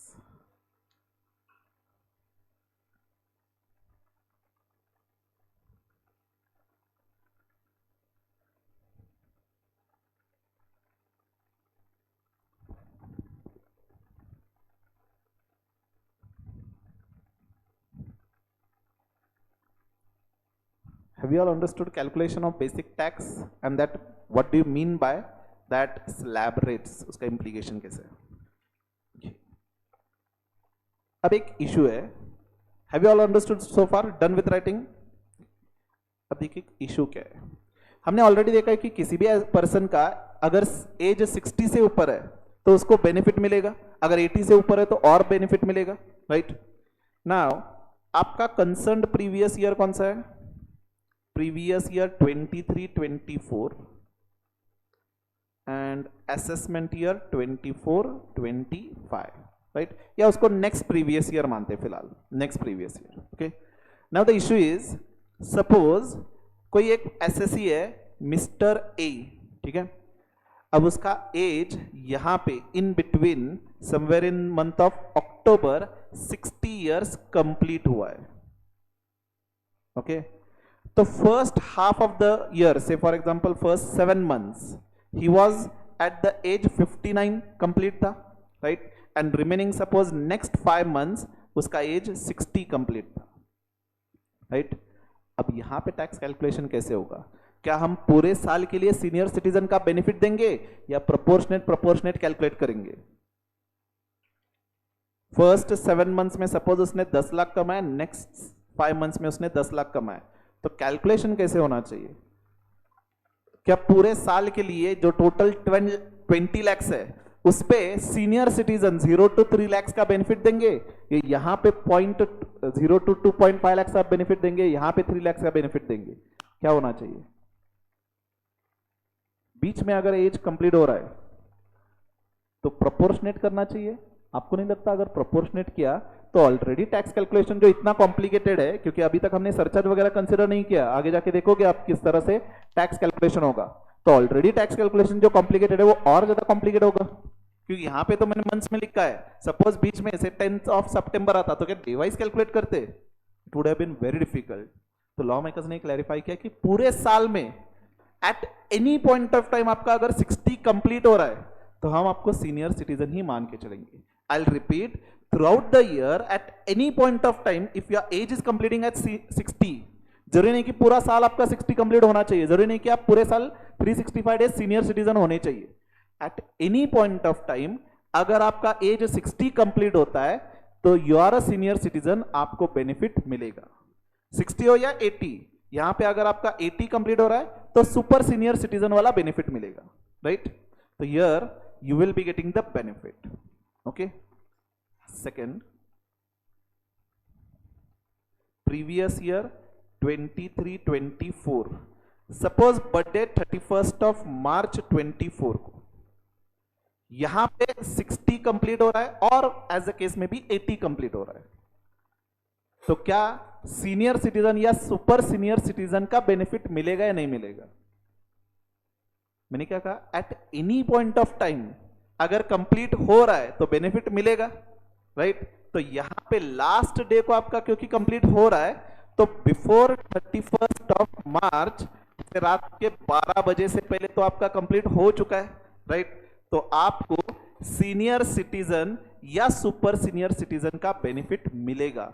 यानी कि जब आप प्रीवियस ईयर 23-24 का टैक्स कैलकुलेट करेंगे असेसमेंट ईयर में, तो अगर आप सीनियर सिटीजन हो रहे हो तो 0 to 3 lakhs नील रहेगा, एंड सुपर सीनियर सिटीजन हो तो 0 to 5 lakhs नील होगा, right? Suppose previous year 23-24 through out the year आपका 59 कंप्लीट था, एंड नेक्स्ट 24-25 में 10th of April को आपका एज 60 कंप्लीट हो चुका है या एज ए केस में भी 80 कंप्लीट हो चुका है, यानी कि नेक्स्ट ईयर के 10th को आप either super senior citizen qualify हो रहे हो या सीनियर सिटीजन क्वालिफाई हो रहे हो। तो प्रीवियस ईयर 23-24 के लिए क्या बेनिफिट मिलेगा या नहीं मिलेगा? यहां पे नहीं मिलेगा, राइट। अब यहां तक तो कोई क्लैरिफिकेशन की कोई जरूरत नहीं थी, क्योंकि बस लॉ का सिंपल सा क्लियर इंटेंट था कि throughout the previous year at any point of time if you are qualifying senior और सुपर सीनियर सिटीजन तो आपको बेनिफिट मिलेगा। अब एक इशू निकल करके ये आता है कि previous year 23-24 and next year 24-25, अगर किसी का बर्थडे एग्जैक्टली फर्स्ट डे पे हो, 1 अप्रैल 24, ठीक है, तो यहां पे 1 अप्रैल 23 को यहां पे जो आपका प्रीवियस ईयर स्टार्ट होता है, सपोज उसका 59 ईयर कंप्लीट हुआ था एंड यहां पे एग्जैक्टली 60 ईयर कंप्लीट हुआ है, मतलब नेक्स्ट ईयर के फर्स्ट डे को 60 एज कंप्लीट हुआ है। अब यहां पे for this year senior citizen का बेनिफिट मिलेगा या नहीं मिलेगा, एंड अगर ये 80 इयर्स होता तो सुपर सीनियर सिटीजन का बेनिफिट मिलेगा या नहीं मिलेगा। Now there was a dispute, क्योंकि some of the income tax officer were under consideration, under impression कि अगर 1 अप्रैल को इसका 60 कंप्लीट हो रहा है, इसका मतलब ऑलरेडी 31 मार्च 12 तक तो 63-65 डेज कंप्लीट हो चुके, नेक्स्ट डे उसका बर्थडे आ रहा है, राइट। इसका मतलब यहां पे 31 मार्च 365 डेज तो ऑलरेडी कंप्लीट हो रहे हैं ना रात को 12 बजे, राइट। तो some of the officers were saying कि क्योंकि 31 मार्च को ऑलरेडी आपका 60 ऑलमोस्ट कंप्लीट हो चुका है, तो हम आपको सीनियर सिटीजन या सुपर सीनियर सिटीजन का बेनिफिट यहीं पे देंगे, okay. Some of the officers were saying, some of the income tax department perception was कि 31 मार्च को तो कंप्लीट नहीं हो रहा, नेक्स्ट ईयर 1 को हो रहा है, तो यहां पे बेनिफिट मिलना चाहिए, यहां पे बेनिफिट नहीं मिलना चाहिए, right. So there was a dispute inter departmental only, okay. तो इसीलिए सीबीडीटी ने एक सर्कुलर इशू किया एंड सर्कुलर में यह कहा कि अगर आपका birthday exactly 1 April of the assessment year आ रहा है, तो हम for this previous year senior citizen या सुपर सीनियर सिटीजन मान के चलेंगे, मतलब यहां पे आपको बेनिफिट मिलेगा, ओके। दो प्रैक्टिकली आई ऑल्सो फील कि यहाँ पे 31 मार्च को तो एग्जैक्टली कंप्लीट नहीं हो रहा ना, अगर एग्जैक्टली कैलकुलेट करेंगे तो 364 डेज एंड सम टाइम आएगा, राइट। यहाँ पे माइट भी एग्जैक्टली कंप्लीट हो रहा है, बट गवर्नमेंट का इंटेंट था कि इन्होंने यहाँ पे आप ऑलमोस्ट 60 कंप्लीट कर चुके हो, तो हम आपको यही से बेनिफिट देंगे। गवर्नमेंट का ऑब्जेक्टिव क्लियर है कि वो सीनियर सिटीजन या सुपर सीनियर सिटीजन को ज्यादा बेनिफिट देना चाहते हैं, ओके। तो इसीलिए लॉ मेकर्स ने कहा कि if your birthday is falling on the exactly first day of the assessment year, so we will assume that in the previous year only the person has qualified as senior citizen or super senior citizen. Have you understood? तो इसीलिए मैंने वो 3-4 line आपको blank रखने के लिए कहा था, ये सीबीडीटी ने सर्कुलर लाया था। I'll just show that circular, यहाँ पे देखिए circular number 28/2016 so and so, ये आपको नंबर डेट वगैरह कुछ याद रखने की जरूरत नहीं है। Clarification regarding attaining a prescribed age of 60 or 80 years as on 31st March in case the birth date falls on 1st April. Law में करने का है कि हम मान के चलेंगे, आगे जाके रीड करेंगे, बट फिलहाल हैव यू अंडरस्टूड? तो देखिए 31 मार्च अगर हो तो कोई इशू ही नहीं है। लॉ मेकर्स आगे जाके ये कहते हैं कि नेक्स्ट ईयर के फर्स्ट को अगर बर्थडे आ रहा है तो भी हम प्रीवियस ईयर में मान के चलेंगे कि आपका एज वो कंप्लीट हो चुका है, तो आपको बेनिफिट मिलेगा सीनियर या सुपर सीनियर सिटीजन का। Are you all getting? Any doubt so far? अब एक कंसेप्ट है, न्यू कंसेप्ट है, rebate under section 87A। Online streaming को कुछ तो प्रॉब्लम ही हो गया। अब एक कंसेप्ट है रिबेट अंडर सेक्शन 87A। अब इसकी थोड़ी हिस्ट्री या बैकग्राउंड समझते हैं कि ये रिबेट क्या है, क्यों लाया गया था एक्सेट्रा, ओके। बात है ईयर 2013 की। अब 2013 में नॉर्मली क्या होता है, 2013 नहीं, जब भी कोई नेक्स्ट ईयर में इलेक्शन हो, आपको पता रहेगा कि 2014 में इलेक्शन था, right. whenever in the next year there is election, तो उसका जो पिछला वाला साल है, जो गवर्नमेंट का लास्ट ईयर हो सकता है, इन दैट ईयर जो भी बजट अनाउंसमेंट होगा वो कॉमन पीपल के लिए ढेर सारे बेनिफिट लेकर के आएगा, क्योंकि गवर्नमेंट चाहती है कि जाते टाइम हम लोगों को हैप्पी करके जाए, so that next year vote पे वो इंपैक्ट करेगा। क्योंकि अगर 2013 में बजट में गवर्नमेंट ने कोई बेनिफिट नहीं दिया कॉमन पीपल को, मिडिल क्लास पीपल को, जो मेजर पॉपुलेशन कंप्राइज करता है, तो उसका इंपैक्ट सीधा असर होगा वोट पे।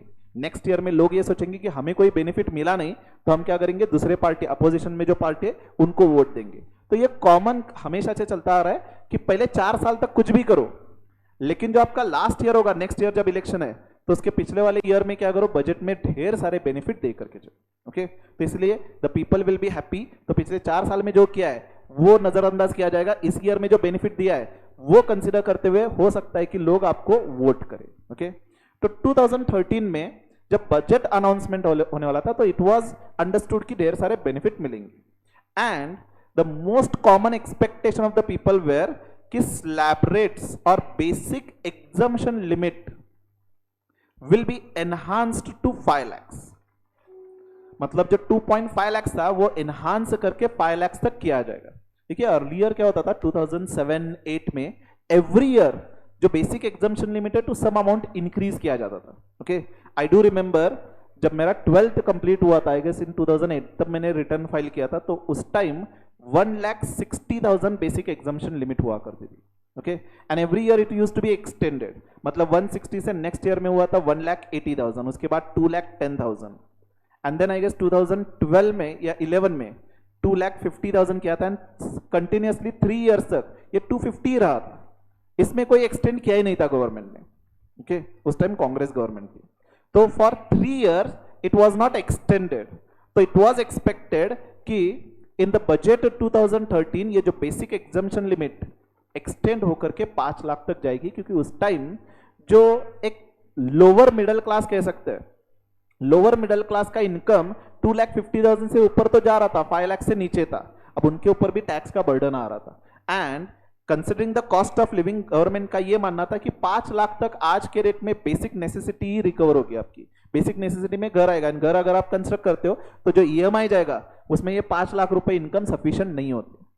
तो उस time all economist and even government, उनका ये मानना था कि 5 लाख तक किसी पर्सन पे टैक्स का बर्डन नहीं होना चाहिए, क्योंकि अगर मैं 5 लाख तक कमा रहा हूं तो मेरा जो 5 लाख का इनकम जो है 5 लाख से उससे लोअर, ये पूरा का पूरा घर का ईएमआई एंड घर का जो रोज रिक्वायरमेंट्स की जो चीजें होंगी वो खरीदने में जाएगा। मेरे ऊपर अगर टैक्स का बर्डन डाला गया तो it would be difficult to live considering today's cost of living. तो every people in our country, every economist was expecting कि 5 लाख तक एग्जम्पशन लिमिट बढ़ाया जाएगा। एंड गवर्नमेंट भी यही चाहती थी कि जो कॉमन पीपल है, जो मिडिल क्लास पीपल है, उनको 5 लाख तक टैक्स नहीं होना चाहिए। ओके, तो यहां पे सोचा अगर गवर्नमेंट उस टाइम 0 to 5 lakhs तक का ये बेसिक एग्जम्पशन लिमिट एक्सटेंड करता तो इंपैक्ट क्या होता। एक तो लोअर मिडिल क्लास एंड दूसरा था rich class. Lower middle class को बेनिफिट मिलता 5 लाख तक, इज इट राइट? उनका इनकम इन एनीवे 5 लाख तक था, तो यहां पे उनको टैक्स बेनिफिट मिलता नील, राइट? अगर कोई रिच क्लास पर्सन है जो से 20 lakhs या 50 lakhs कमा रहा है, ओके, अब गवर्नमेंट इनको तो कोई बेनिफिट नहीं देना चाहती, रिच क्लास जो पीपल है उनको तो बेनिफिट नहीं देना चाहती, क्योंकि उनसे हमें ज्यादा टैक्स कलेक्ट करना है, राइट? तो अगर ये स्लैब रेट ही इंक्रीज किया तो क्या होगा, rich class will be also benefited, क्योंकि जिसका इनकम 50 लाख है उसको भी फर्स्ट 5 lakhs तक बेनिफिट मिलेगा नील का। गवर्नमेंट नहीं चाहती थी कि रिच क्लास को बेनिफिट दिया जाए, गवर्नमेंट सिर्फ मिडिल क्लास को बेनिफिट देना चाहती थी। ओके, इसीलिए government came with master stroke, एक नया सेक्शन लेकर के आए, सेक्शन 87A, एंड उन्होंने कहा कि हम रिबेट देंगे, सिंपल वर्ड्स में हम डिस्काउंट देंगे। Okay, and basic exemption limit as it is रखा उन्होंने 2,50,000। अब रिबेट के लिए, यानी कि सिंपल वर्ड्स में आपके जो टैक्स आएगा उसमें से आपको डिस्काउंट देंगे। रिबेट के लिए उन्होंने कंडीशन ये रखी कि आप कंपल्सरीली इंडिविजुअल होने चाहिए। ऑब्वियसली बेनिफिट किसको देना चाहती है गवर्नमेंट? अपने कॉमन पीपल को, राइट? आप कंपल्सरीली रेसिडेंट होने चाहिए, ओके, एंड आपका टोटल इनकम जो है वो अप टू 5 lakhs होना चाहिए। ओके, तब आपको रिबेट मिलेगा या डिस्काउंट मिलेगा। रिबेट या डिस्काउंट कितना मिलेगा आपको? 100% ऑफ टैक्स और maximum ₹12,500 whichever is lower. इसका इंप्लीकेशन क्या होता है समझिए। से मिस्टर ए ये एक मिडिल क्लास पर्सन है जिसका इनकम है सपोज 5 लाख या उसको कंसिडर करते हैं से 4 लाख, ओके। एंड दूसरा पर्सन है मिस्टर बी, ये रिच क्लास पर्सन है, इसका इनकम है से 10 लाख, ओके। वैसे 10 लाख भी रिच क्लास कंसिडर नहीं कर सकते आज के रेट में, we can say upper middle class, okay. लेकिन अपर मिडिल क्लास को भी कोई गवर्नमेंट बेनिफिट नहीं देना चाहती। अब ये रिबेट का इंप्लीकेशन कैसे होता है समझिए। क्या यहां पे slab rates mister A and mister B को अलग है? नहीं, स्लैब रेट्स तो सेम है। देखिए स्लैब रेट जब बनाएंगे तो उसमें कोई इनइक्वालिटी नहीं किया जा सकता, वो स्लैब रेट्स हर एक को बेनिफिट सेम मिलेगा। तो 0 to 2.5 लाख मिस्टर ए का टैक्स कितना आएगा? नील। एंड मिस्टर बी का टैक्स कितना आएगा? नील। तो फर्स्ट 2.5 लाख का दोनों को इक्वली बेनिफिट मिल रहा है, बराबर।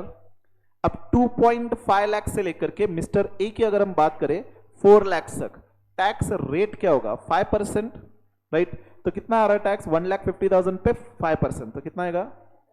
7,500, राइट। तो ये जो इनकम था 2,50,000 के ऊपर वाला इनकम, उस पे टैक्स कितना लग रहा है? 5%।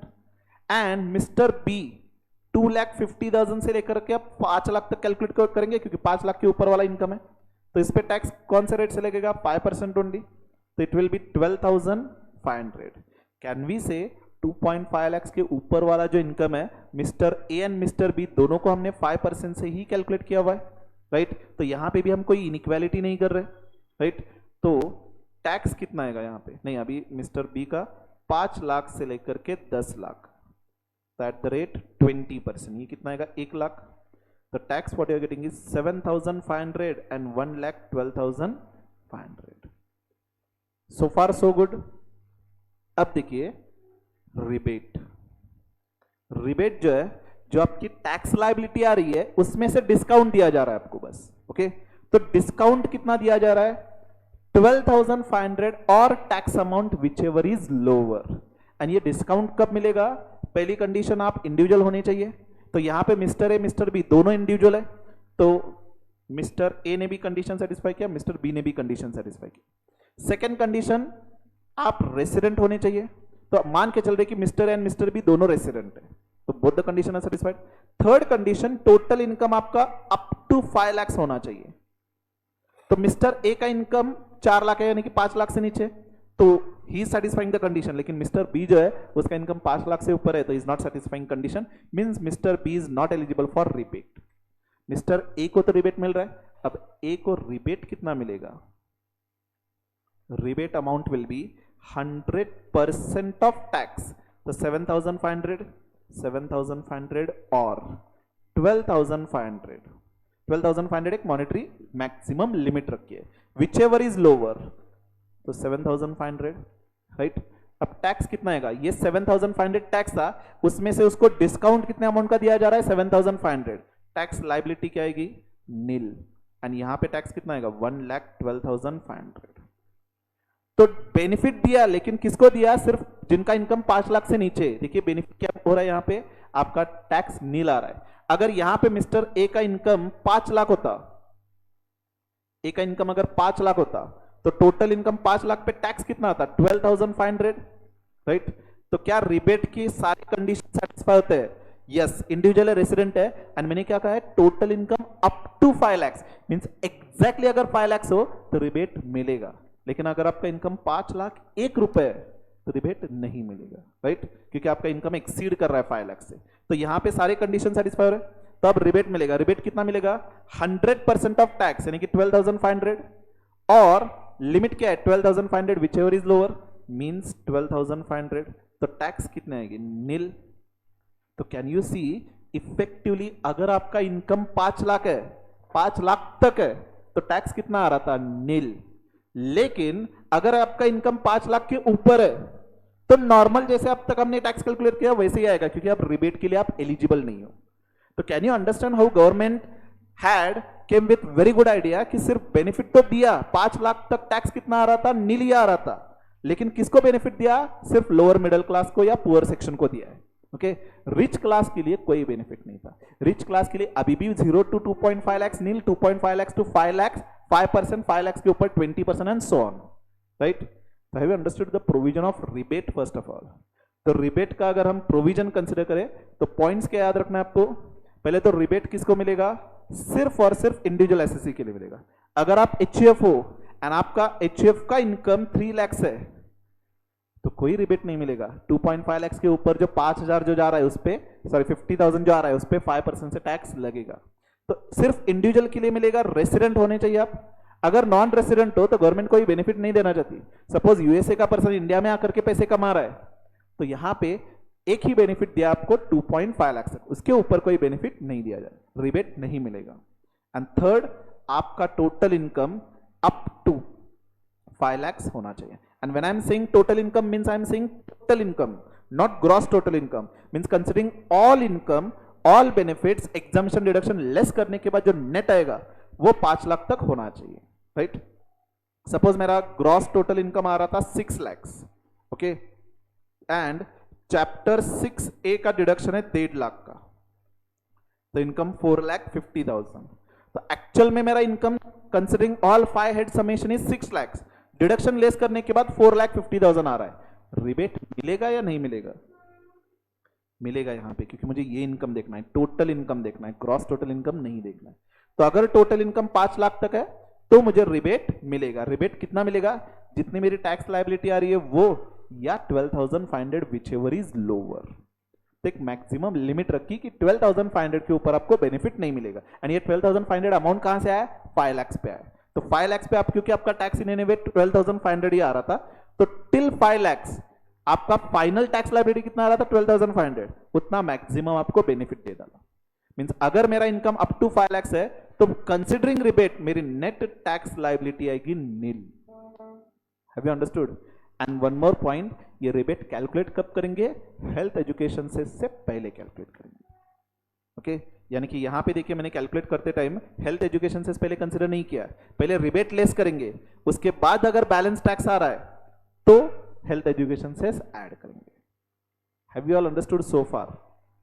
एक काम करेंगे, will write down this points. ये सिर्फ बैकग्राउंड आपके समझने के लिए था, otherwise provision is very simple. Rebate मतलब सिंपली याद रख सकते हो डिस्काउंट। कब मिलेगा, resident individual total income up to 5 lakh तो मिलेगा डिस्काउंट। कितना मिलेगा, टैक्स और 12,500 whichever is lower, right. एक काम कीजिए, after that example write down section 87A dash rebate, and यहां पे first point write down, not opted section 115 BSc।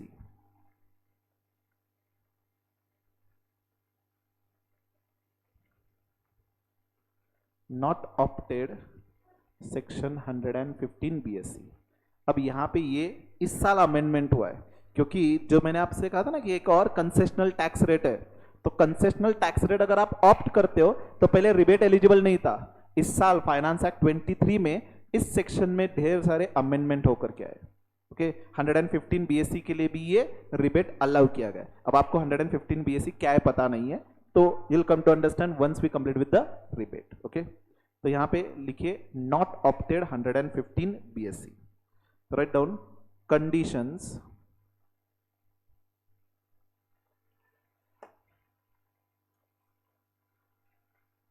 dash first individual, second resident,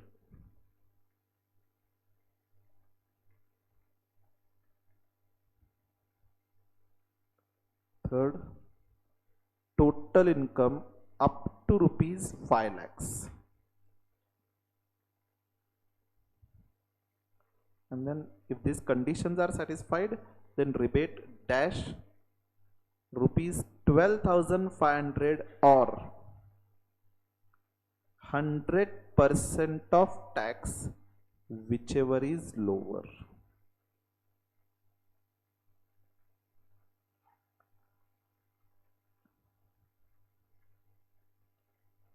यहां पे एक नोट लिखिए, rebate to be calculated before health and education cess.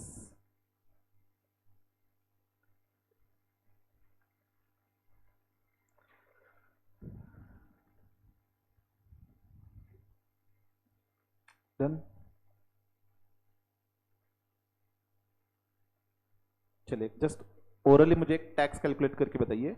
Mister A resident है, as है उसका 50 years, okay, and his total income is 4,80,000 and if it is 8 lakhs। दोनों case में मुझे टैक्स कैलकुलेट करके बताइए।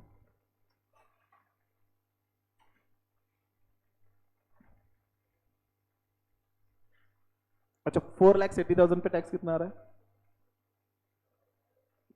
Final tax after considering health education everything, final tax कितना? 11,960। Wrong. अभी हमने सेक्शन पढ़ा ना रिबेट, वो भी अप्लाई करना है। तो पहले देखिए ना, इंडिविजुअल है, रेसिडेंट है, टोटल इनकम 5 लाख से नीचे, तो रिबेट भी अप्लाई करना था। इसलिए तो अभी रिबेट का एप्लीकेशन के लिए तो सेक्शन ये एग्जांपल डिस्कस कर रहे हैं। तो जो आपने कैलकुलेट किया वो आपने टैक्स, इसलिए मैंने कहा कि final tax liability after adding health education cess वगैरह। तो 2,50,000 के ऊपर कितना जा रहा है? 2,30,000। उस पे 5% से टैक्स आएगा, कितना आएगा? 11,500 माइनस रिबेट। पहले तो जब आप रिबेट लेस करेंगे, पहले एलिजिबिलिटी देखना है कि क्या ये पर्सन इंडिविजुअल है, यस। क्या वो रेसिडेंट है, यस। थर्ड, क्या टोटल इनकम 5 लाख से नीचे या 5 लाख तक है, तो yes, all the conditions are satisfied. तो रिबेट कितना मिलेगा? आपकी एक्चुअल टैक्स लायबिलिटी और 12,500 विचएवर इज लोअर, तो कितना मिलेगा? 11,500। टैक्स नील, हेल्थ एजुकेशन से ऐड करने का सवाल ही नहीं आएगा, राइट। तो सिंपली रिमेंबर, अगर कंडीशन सेटिस्फाई होते हैं ना, आपका टोटल इनकम 5 लाख उससे नीचे है, तो tax will be always nil. I will repeat, अगर कंडीशन सेटिस्फाई करते हो आप, मिस्टर ए रेसिडेंट मतलब individual resident, total income 5 lakh से नीचे या 5 लाख तक एग्जैक्टली, तो रिमेंबर टैक्स लायबिलिटी नील ही आएगी आपकी, कंसिडरिंग रिबेट, ओके। अगर आपका इनकम 8 लाख है तो अब ये सिंपल है, कितना आएगा? नहीं, अब 5 लाख के ऊपर है ना, तो 5 लाख तक कितना आएगा? 5 लाख तक 12,500 एंड 5 लाख के ऊपर 3 lakhs, 3 lakhs इंटू 20% 60,000, तो 72,500 plus health education cess. Now you are not eligible for rebate. क्यों? कंडीशन क्या है? देखिए 3 कंडीशन थे, इंडिविजुअल होने चाहिए, ये तो सेटिस्फाई हो रही है, रेसिडेंट होना चाहिए, ये भी सेटिस्फाई हो रहा है, लेकिन टोटल इनकम 5 लाख तक था। अब यहाँ पे टोटल इनकम 8 लाख है, मतलब रिबेट के लिए आप एलिजिबल नहीं हो, राइट। तो from this amount there won't be any deduction for rebate, तो 72,500 प्लस जो भी आपका हेल्थ एजुकेशन सेस आएगा। Have you understood? Any issue so far? एक एक छोटा छोटा पॉइंट क्लैरिफाई करो, एंड सपोज आपको कंफ्यूजन हो रहा है, at least after class do come to me, क्योंकि आगे जाके मैं आपको पहले ही बता दूं बहुत सारा कंफ्यूजन होने वाला है, क्योंकि अभी तक हमने सरचार्ज स्टार्ट नहीं किया, कंसेशनल टैक्स रेट स्टार्ट नहीं किया है, ओके। तो there will be an number of confusion, that time you will realise कि हाँ सी इंटर भी कुछ चीज है, okay, at the beginning only, okay. अभी तक तो हम जस्ट इंट्रोडक्टरी लेवल पे। Any issue so far? चलिए, सपोज यही income mister A, age 70 years, non resident, income 4,80,000 and 8 lakhs, टैक्स कितना आएगा? चलिए बिफोर एजुकेशन सेस बताइए। यहां पे 11,500 एंड यहां पे 72,500, तो क्या एज से कोई फर्क नहीं पड़ेगा? नहीं। तो क्या यहां पे रिबेट मिलेगा? नो, क्योंकि नॉन रेसिडेंट है, कंडीशन सेटिस्फाई नहीं हो रही है, तो रिबेट के लिए आप एलिजिबल ही नहीं हो, राइट। तो this will be a final tax liability, इसमें हेल्थ एजुकेशन से जोड़ देंगे। Have you all understood so फार?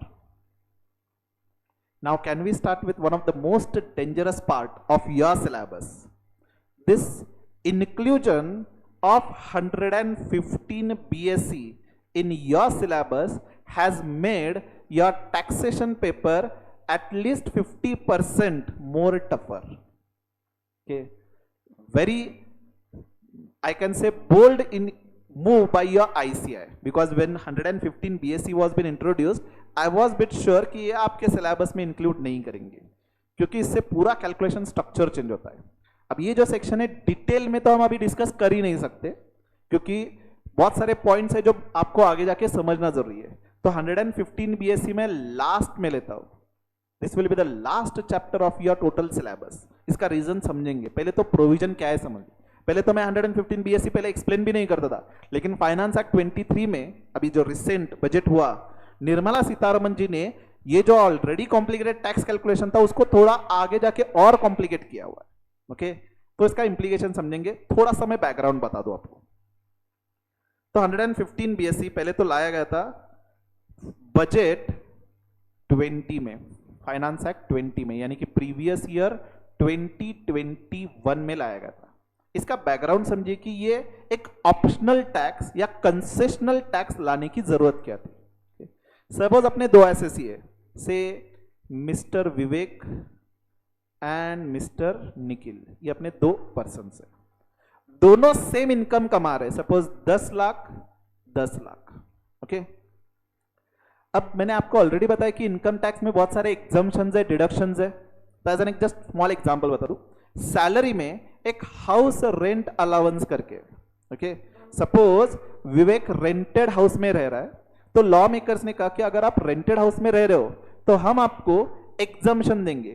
देखिए, सपोज विवेक मेरा एम्प्लॉई है, ठीक है, एंड क्योंकि वो रेंटेड हाउस में रह रहा है, मैं क्या कर रहा हूं, उसको सैलरी के साथ ये रेंट एक्सपेंडिचर अकोमोडेट करने के लिए मैं एक अलाउंस दे रहा हूं, जिसको मैंने नाम दिया हाउस रेंट अलाउंस. ओके, ये हाउस रेंट अलाउंस डिटेल में समझने की जरूरत नहीं, जस्ट एक एग्जांपल बता रहा हूं. ओके, सपोज विवेक मेरा एम्प्लॉई है, वो रेंटेड हाउस में रह रहा है, तो मैं इसको HRA दे रहा हूं. ये 10 लाख में इंक्लूडेड है. ओके, अब लॉ मेकर्स ने कहा कि क्योंकि एसएससी अपना बेचारा रेंटेड हाउस में रह रहा है, उसके पास खुद का घर नहीं है, तो हम ये जो रेंट पे कर रहा है उसके लिए एग्जम्पशन दे रहे हैं. ओके, साथ ही साथ विवेक का चैप्टर 6 में भी कोई डिडक्शन था. ओके, सपोज ये एग्जम्पशन डिडक्शन दोनों सपोज 2 लाख निकल के आ रहा है. ओके, तो अब विवेक टैक्स कौन से अमाउंट पे करेगा, 8 लाख पे टैक्स पे करेगा, राइट है. लेकिन उसका इनकम तो एक्चुअल में 10 लाख ही है, लेकिन टैक्स पे करते टाइम ये एग्जम्पशन एंड डिडक्शन का बेनिफिट लेकर के वो 8 लाख टैक्स पे कर रहा है. ओके, एंड सपोज अपना जो निखिल है वो खुद के घर में रह रहा है, तो उसको कोई HRA मिल नहीं रहा है या एग्जम्पशन नहीं मिल रहा, उसको चैप्टर 6 में भी कोई डिडक्शन नहीं मिल रहा. ओके, तो अब ये निखिल एसएससी जो है कौन से अमाउंट पे टैक्स पे करेगा, 10 लाख. अब देखिए, आपको नहीं लगता कि निखिल के साथ इनजस्टिस हो रहा है, क्योंकि लॉ में एग्जम्पशन डिडक्शन वगैरह दिया था, तो निखिल 10 लाख पे टैक्स पे कर रहा है, and Vivek exemption and deduction का बेनिफिट लेकर के 8 लाख पे टैक्स पे कर रहा है, तो विवेक को टैक्स लोअर आ रहा है. दोनों का इनकम वैसे तो 10 लाख ही है, राइट. तो एक पर्सन जो एग्जम्पशन डिडक्शन का बेनिफिट ले रहा है, उसको आप लोअर टैक्स पे कर रहे हो.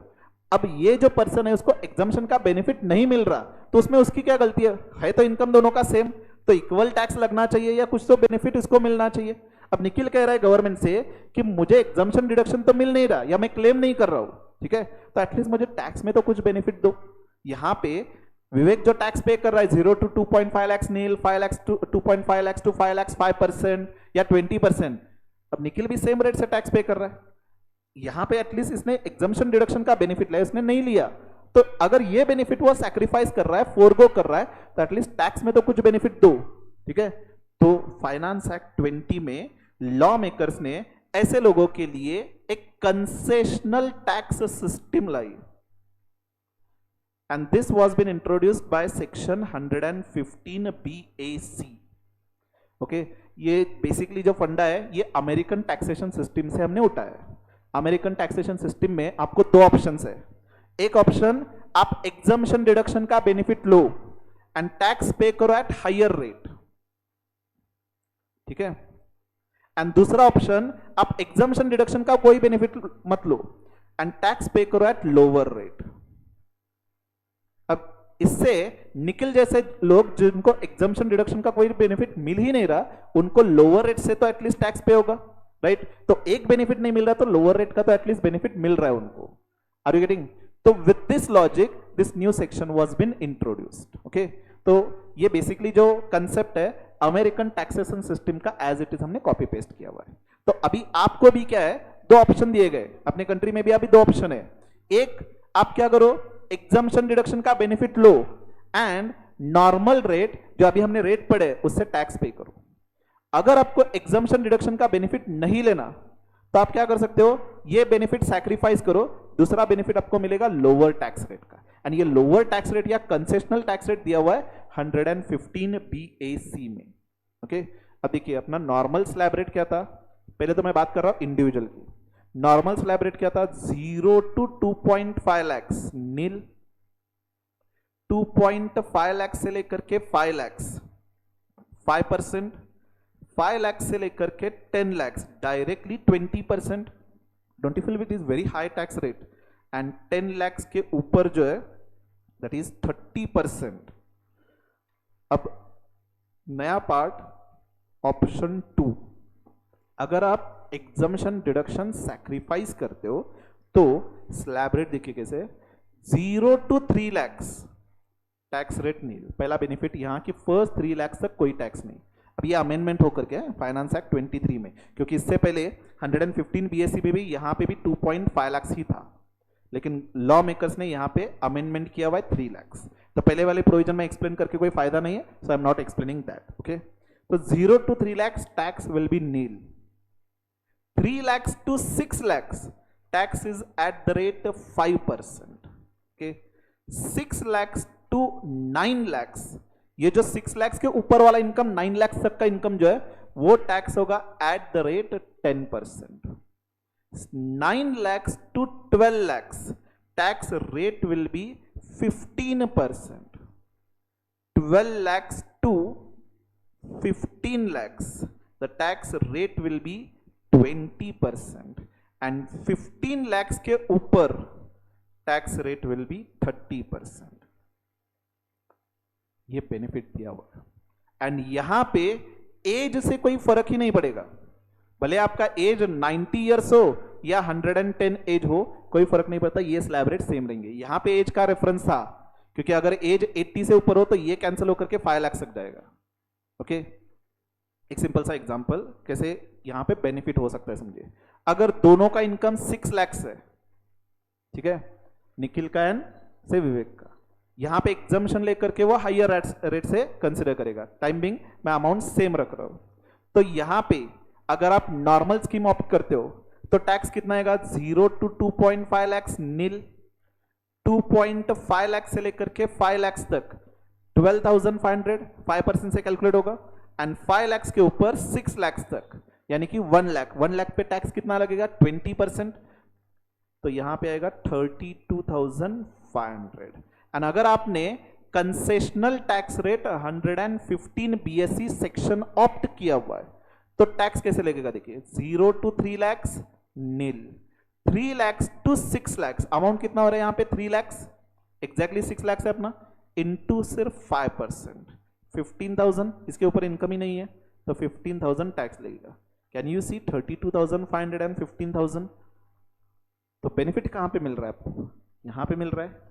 लेकिन प्रॉब्लम क्या है, सपोज यहां पे अगर इस पर्सन का कोई एग्जम्पशन बेनिफिट होता तो वो क्या करता, ये एग्जम्पशन बेनिफिट लेस करता, राइट?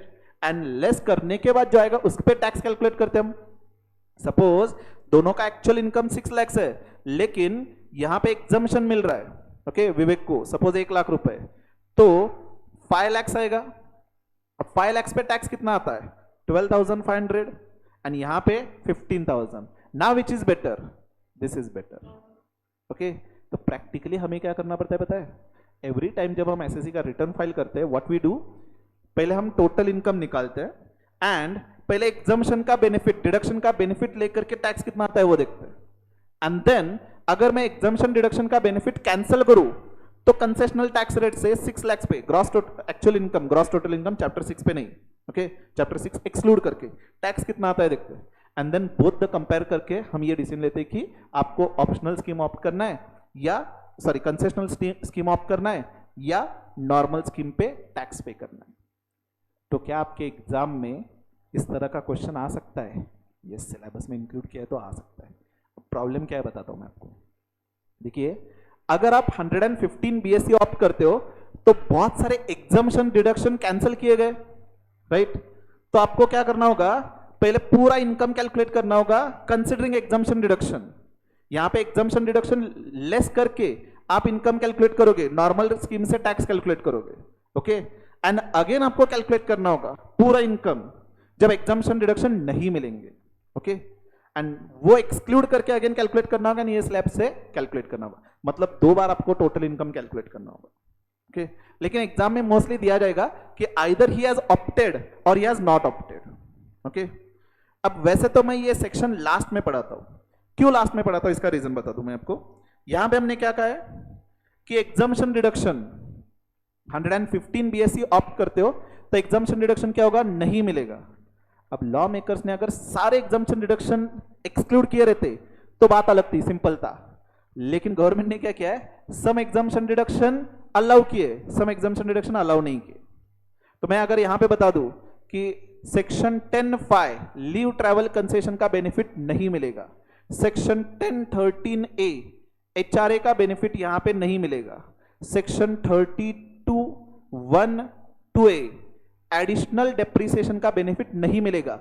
अब आपको पहले पता होना चाहिए ना ये सेक्शन 10(5) क्या है, सेक्शन 10(13)A क्या है, एडिशनल डेप्रिसिएशन क्या है, जो बेनिफिट नहीं मिलना मुझे। अब वो कब समझेंगे, जब आगे वाले चैप्टर्स डिस्कस करेंगे, राइट? तो इसीलिए मैं क्या करता हूँ 115 बीएससी लास्ट में रखता हूँ, क्योंकि अगर आप नोट्स देखोगे तो क्या क्या एक्सक्लूड किया है देखिए।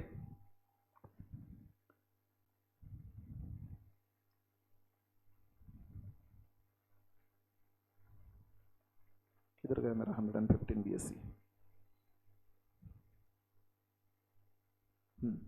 ये देखिए, ये 10(5), 10(13)A, 10(14), 10(17), 10(13), 32, 10AA, 16, यहाँ पे भी अमेंडमेंट हो रखे अभी इस ईयर में, ठीक है? मैंने चेंज किया हुआ नोट्स जस्ट यहाँ पे दिखाए नहीं आपको अभी तक, तो updated notes I just bring, okay?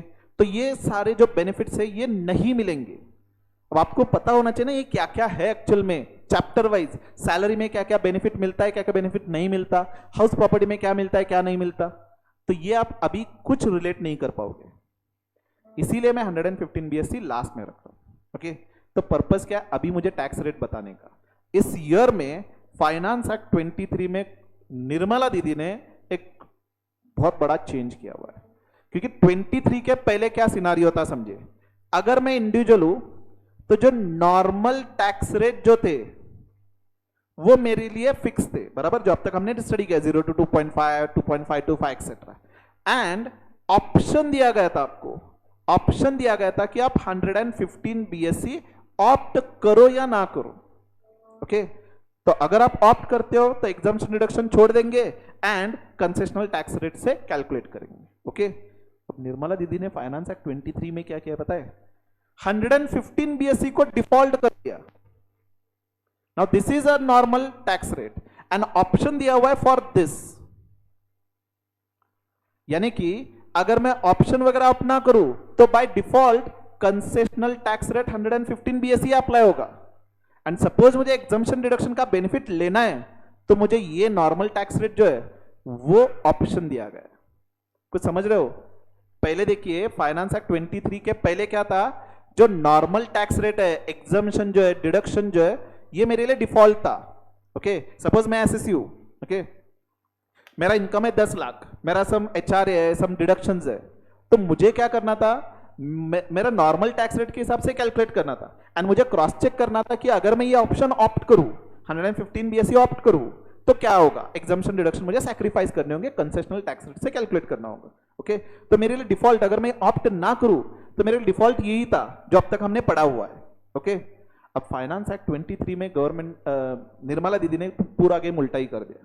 अब उन्होंने ये कहा कि डिफॉल्ट ये होगा, यानी कि मैं एसएससी 10 लाख हूं, 10 लाख कमा रहा हूं, तो पहले मुझे एग्जम्पशन डिडक्शन तो छोड़ना ही है एंड 115 बीएससी ऑप्ट करना है। अब मुझे ऑप्शन है नॉर्मल का, ओके? ऑप्शन में अगर मैं एग्जम्पशन डिडक्शन कंसिडर करूं तो जो अपने टैक्स रेट पड़े उससे टैक्स क्या आएगा। आपके फेस एक्सप्रेशन देख करके समझ में आ रहा है कि ऑलरेडी अब कंफ्यूजन ऐड होना स्टार्ट हुआ है। तो 115 बीएससी को टाइम बिंग इग्नोर करो, 115 बीएससी को टाइम बिंग इग्नोर करो। क्यों? क्योंकि जब तक आप कौन से बेनिफिट्स इंक्लूड करने एक्सक्लूड करने नहीं समझोगे, आपको कुछ समझ में नहीं आएगा। ओके, तो इसीलिए ये देखिए पूरा जो आपका इनकम टैक्स सिलेबस है उसके सारे सेक्शंस है यहाँ पे, मतलब सारे चैप्टर्स पे इंपैक्ट क्या होगा देखना है। सैलरी पे कैसे होगा, हाउस प्रॉपर्टी पे कैसे होगा, कैपिटल गेन्स पे क्या क्या होगा, पीजीपी में क्या क्या होगा, इनकम फ्रॉम अदर सोर्स में क्या क्या होगा, अगर मैं ऑप्ट करूं या ना करूं। ओके, तो we can not discuss 115 BSC now. तो फिलहाल हमें क्या करना होगा, नॉर्मल टैक्स रेट से ही कंटिन्यू करना होगा। एंड लास्ट में जब 115 बीएससी डिस्कस करेंगे, that time will come to a conclusion कि टैक्स रेट आपको टैक्स वैसे कैलकुलेट कैसे करना है। Have you understood? तो फिलहाल टाइम बिंग ये 115 बीएससी है ही नहीं, ऐसे मान के चलिए। ओके, लेकिन याद रखिए है डिफॉल्ट है ये, ठीक है, आगे जाके आएगा, बट फिलहाल ये टैक्स रेट कंफ्यूजन नहीं करेंगे। ये जो कंसेशनल टैक्स रेट जो है आप फिलहाल कुछ याद नहीं रखोगे, आपके लिए याद रखने के लिए जो नॉर्मल है 0 to 2.5, 2.5 to 5 एक्सेट्रा, बस वही आपको याद रखना है। ओके, यहां तक कोई डाउट? चलिए, अब इन दिस ईयर रिबेट में भी अमेंडमेंट हुआ है। मैंने जैसे कि कहा कि पहले 115 बीएससी के लिए रिबेट तो था ही नहीं, तो इस ईयर में 115 बीएससी के लिए भी रिबेट कंसिडर किया हुआ है एंड इसमें भी थोड़े चेंजेस किए हुए। तो again I won't complicate this all part now, only gradually proceed करेंगे। ओके, ग्रेजुअली जो आपका सब्जेक्ट का जो सीरियसनेस है वो समझेंगे आगे जाके। जैसे सर्च आज होगा, मैं आपको पूरा सिलेबस का एक टोटल पेजेस दिखाता हूं, तो you will understand the seriousness of this one subject जो सिर्फ 50 मार्क्स के लिए direct tax, indirect tax 50 marks के लिए अलग है। ओके, तो will understand the gravity of inter. तो कल देखेंगे हम सिलेबस पेज वाइज, एंड जैसे हम सर्चा स्टार्ट करेंगे तो विल अंडरस्टैंड टोटल सिनारियो की टैक्स रेट कंप्यूटेशन या टैक्स कंप्यूटेशन कितना डिफिकल्ट पार्ट है। तो आपको डेली रिवीजन करना है specifically of this subject, otherwise this subject will be one of the toughest subject of your group 1. Okay, I can say this one subject, your direct tax and indirect tax will be almost equivalent to other 2 subjects. इतना बड़ा syllabus scope है इसका। Okay, अगर आप daily revision नहीं करते it will become very difficult. अभी समझो कितना क्या क्या आपने सीखा है कि अगर इंडिविजुअल है तो ये टैक्स रेट, एज 60 से ऊपर है ये टैक्स रेट, रिबेट मिलेगा नहीं मिलेगा, हेल्थ एजुकेशन से, अभी सर्चा हमें दिखना बाकी है। ओके, तो things will get more complicated जैसे जैसे आप आगे जाओगे। ओके, तो अभी से एक एक पॉइंट्स क्रिस्टल क्लियर होने चाहिए। And I can also say कि अगर आपने डायरेक्ट टैक्स के हर एक प्रोविजन अच्छे से समझे तो इसके जैसा सिंपल सब्जेक्ट भी कोई नहीं है। If you have interest and if you have understood each and every provision and if you are revising, then this subject will be definitely very easy, definitely you can score more than 60 marks, but उसके लिए revision is must. Okay, चलो we'll conclude for now, remaining part we'll discuss tomorrow. तो फिलहाल 115 BSc भूल जाओ कि ऐसे कोई कंसेप्ट मैंने पढ़ाया था, नहीं तो आज घर जाके नींद नहीं लगेगी। ठीक है।